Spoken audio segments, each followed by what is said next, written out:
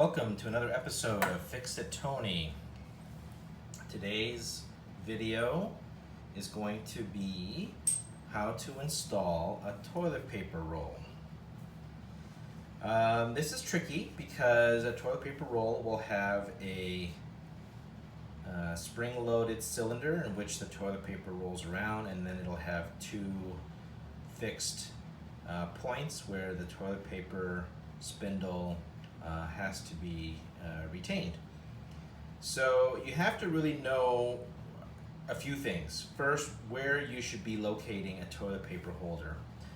So there are standards out there for you to research, but generally speaking, I can give it to you over this YouTube video that from the front edge of the toilet seat outwards, you want to go 8 to 12 inches. So 8 to 12 inches is going to be in this ballpark, in this sort of between this tile and this tile. And from the finished floor up, you go about 27 inches. So I located using a level. So it's important when you mark off the general area. First off, you want to kind of get a glimpse of the general area. So I knew it was going to land spanning two different tiles. And what I wanted to do was to make sure that it was evenly spaced. So the bracket here and here, because it's so close to one another, I wanted to, from an aesthetic standpoint, make sure that the distance between the mounting pillars for the spindle and the edge of the tile is the same on both sides, and I'll kind of show you how I got there. Okay. So first off is how far apart should you put these, right? Well, it's handy to have a roll of toilet paper, and what I wanted to do was, so I sort of laid this out in front of it, and I knew that I needed to have some space. 3/16 of an inch or so on each side of the toilet paper spindle. On each side of the toilet paper roll to allow for rolling, right? And so what I did was I estimated how far together these have to be squeezed in. Then I put tape around here, and I basically squeeze this together, and here, let me show you what I did. So I took a ruler, I placed it on. Now, what's convenient is that there are these set screws. These set screws is pretty much center line of the bracket. So I just took one of these set screws, I put it on the number 1 of my set screw. I held it in place. Place your toilet paper holder. Place your toilet paper on. Okay. So now I squeeze to get, I make sure this is on 1 again. I hold this anchored, and then I bring in the left side. And basically, I think 6 3/8 would be a good distance. 6 1/4, 6 3/8. Oops.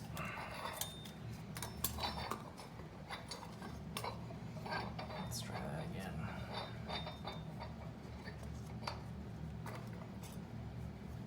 Put the first set screw.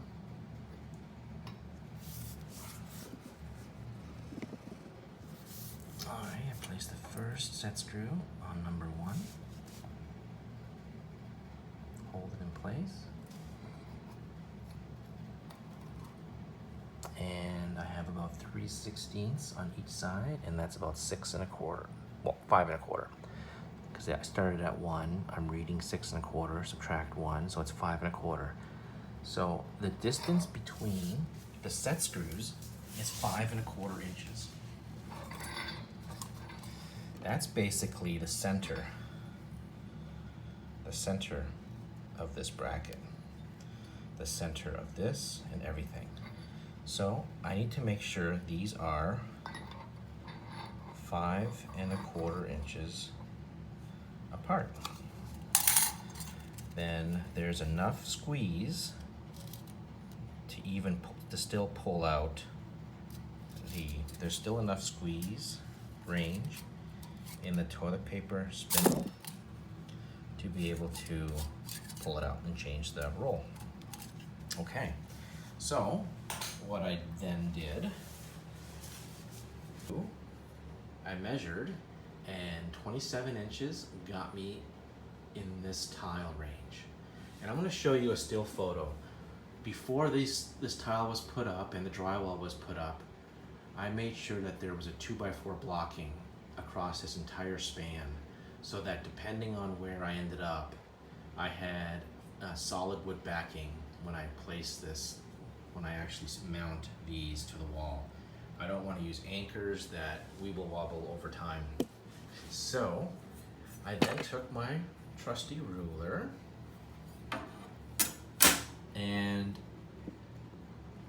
5 1/4 in half is 2 7/8. So basically I eyeballed from the center grout line, and I put 2 7/8 on the center of the vertical grout, and I marked off 5 1/4, and then I marked the end of the ruler, and that got me these vertical lines. All right, now I wanted to know, and that also allows me to then have even spacing here and here. Then I had to figure out how high up on the tile, right? And what I wanted to do was go basically a half a tile. So this is a 3-inch tile, 1.5 inches, and it's this center of this tile. Now when I measured 27 inches, that so when I first determined, again, I'll show you another still photo.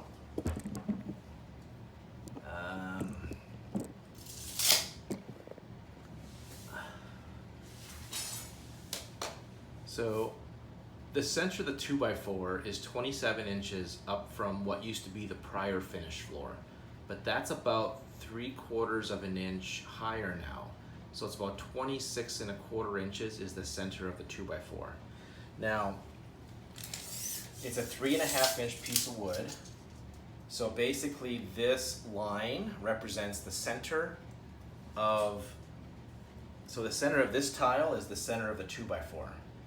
Now, I could go to 27 inches, but you'll see that 27 inches is now closer to this line. So if I were to take my bracket, right? Aesthetically, it looks better when you have the same distance above and below. You can see how it's very nice and even. If I truly wanted to go exactly 27 inches, I would be about here. Then my bracket would be covering the grout line here, crossing a vertical grout line, and having all this extra tile down below.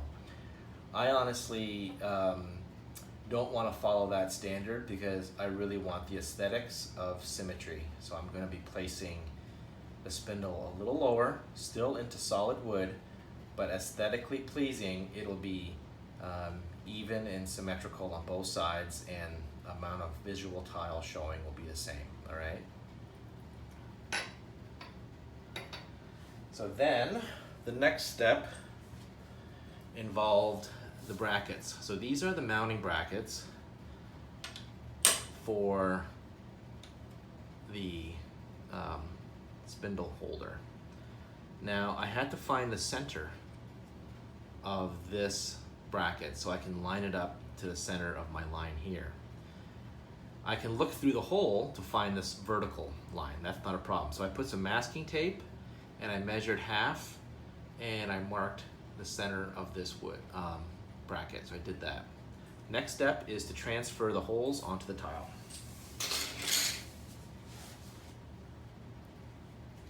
I'm using a magic marker that is washable. I'm eyeballing the center line that I made on the bracket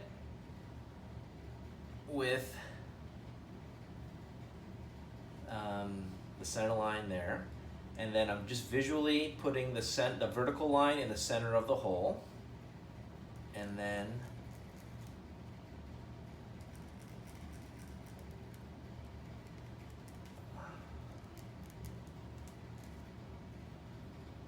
marking the holes there. That's the left one.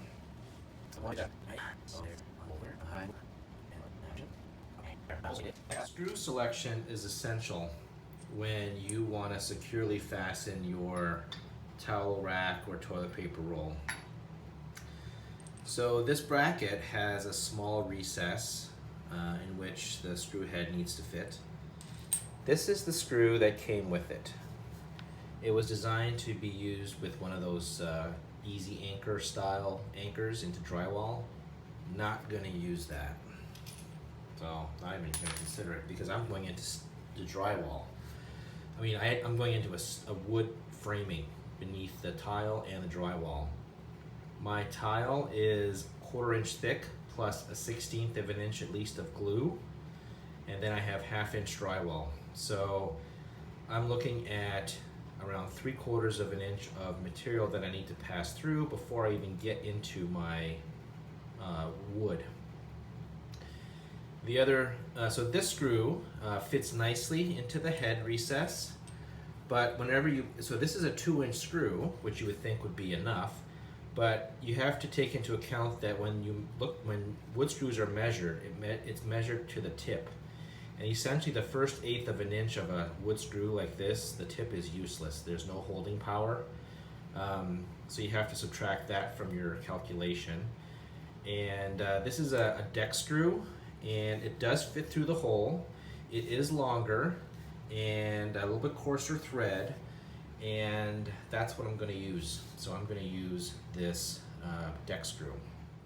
Now I have to drill through my tile, so I'm going to use a masonry bit. A masonry bit has this carbide cutting insert, and that's important.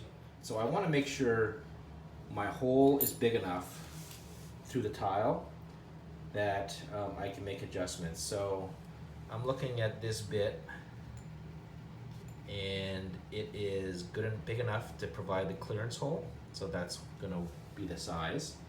Now what size is this? This is 3/16.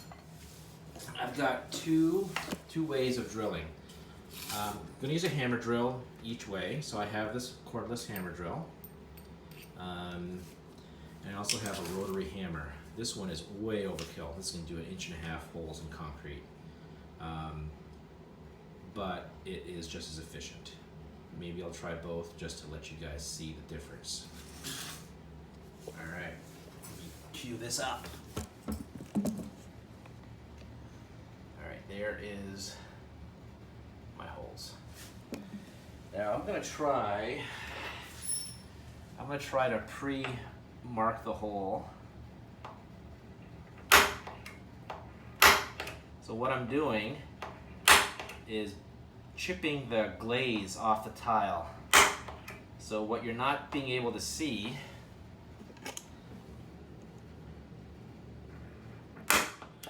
is the glaze of the tile got chipped off. So when I put my drill bit in there, it's not going to wander because of the slippery. Let's see if I can capture the glaze chipping off.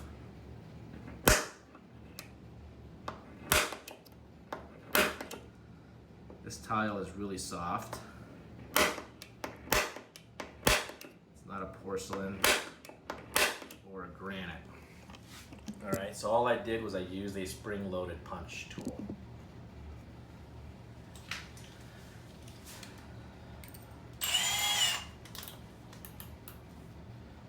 high speed hammer drill.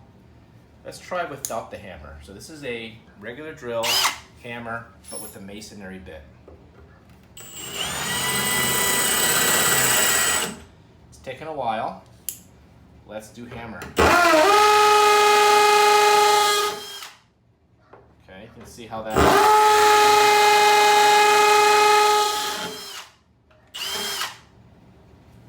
went through. Now, just for shits and giggles, let's use this sucker.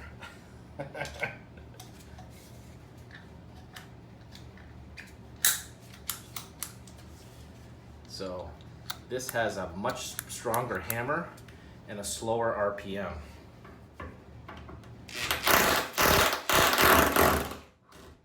Much faster.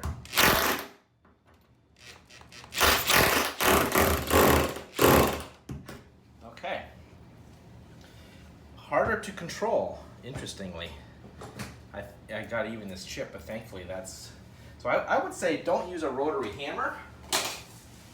Just use a regular hammer drill. So now I have my holes drilled. All right, so now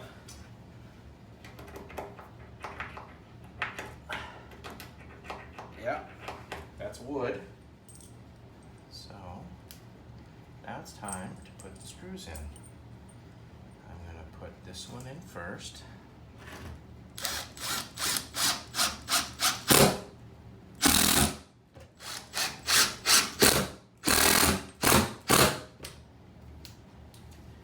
Now I have the brackets up. I'm going to bring my level back. Bring it just underneath that one. And it is level.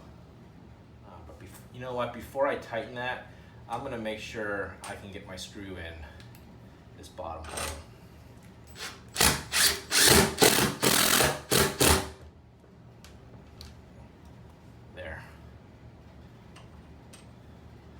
Likewise here.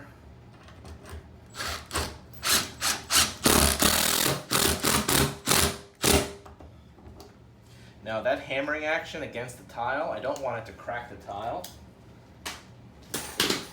So I'm going to remove and go back to my regular drill. Put it on speed 1 and turn off the hammering feature. I'm going to tighten these.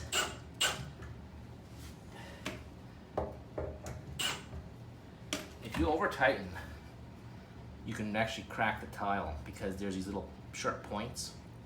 I have to put the top in first to let it go through this little hook or this little wedge, and then drop it in and then set the screw. Make sure you put the left on the left side, right on the right. Before I move too far along, I'm just gonna wipe off the dry erase marker. Okay. There is a little bit of adjustability, but not much. So once it kind of locks in, you're pretty much buying what you put already. So I'm using a small hex wrench or an Allen key. And I am tightening that set screw.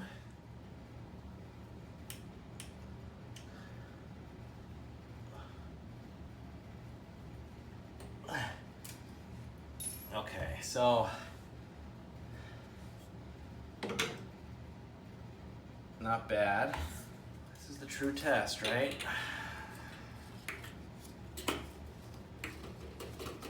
There it is. So there it is. Then you can still pull it off. And that's what it looks like, what I wanted to achieve. Relative symmetry up and down and from left to right. Okay, there it is. Thank you very much for watching this episode of Fix It Tony. on how to install a toilet paper holder. The same principles will apply for towel rings and towel bars. Take home message number 1 would be, if you're drilling through tile, a rotary hammer is overkill. Don't use it. Instead, just use a regular hammer, a hammer drill. That would be part of any decent prosumer cordless drill. When you're tightening the screws to the tile or to the wall, avoid an impact drill. Just kind of go by feel. Take your time measuring and laying things out because you'll have a better outcome, and just take your time. Thank you. Please like and subscribe.